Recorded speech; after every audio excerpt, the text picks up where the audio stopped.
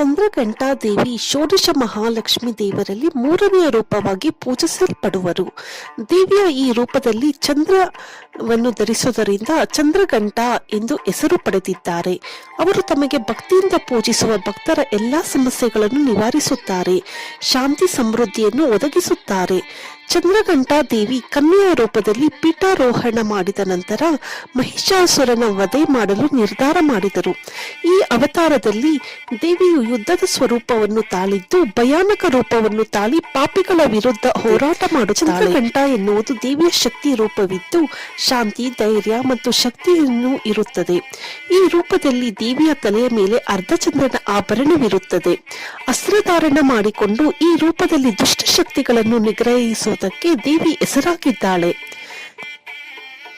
ಚಂದ್ರಘಂಟಾ ದೇವಿಯನ್ನು ಪೂಜಿಸುವ ಮೂಲಕ ಭಕ್ತರು ಧೈರ್ಯ, ಶಾಂತಿ ಮತ್ತು ಸಮೃದ್ಧಿಯನ್ನು ಯಾಚಿಸುತ್ತಾರೆ. ಭಕ್ತರ ಆಪತ್ತನ್ನು ನಿವಾರಿಸಿ ಅವರಿಗೆ ಯಶಸ್ಸು ಹಾಗೂ ಶುಭ ಕರುಣಿಸುವರು ಎಂದು ನಂಬಿಕೆ. ಚಂದ್ರಘಂಟಾ ದೇವಿಯ ಪ್ರಿಯ ಬಣ್ಣ ನೀಲಿ ಅಥವಾ ಹಳದಿ ಬಣ್ಣ ಪ್ರಿಯವಾದ ಬಣ್ಣ. ಈ ಸಮೃದ್ಧಿ ಹಾಗೂ ತಾಜಾತನವನ್ನು ಪ್ರತಿನಿಧಿಸುತ್ತದೆ. ದೇವಿಯ ಪ್ರಿಯವಾದ ಪ್ರಸಾದ ಪಾಯಸ ಅಥವಾ ಸಕ್ಕರೆ ಬೆಲ್ಲದ ಉಪಹಾರವನ್ನು ಅರ್ಪಿಸುವುದು ಪ್ರಿಯ. ಇದನ್ನು ಭಕ್ತಿಯುತ ಮನೋಭಾವನೆಯಲ್ಲಿ ಅರ್ಪಿಸಿದರೆ ದೇವಿ ಪ್ರಸನ್ನಳಾಗುತ್ತಾಳೆ.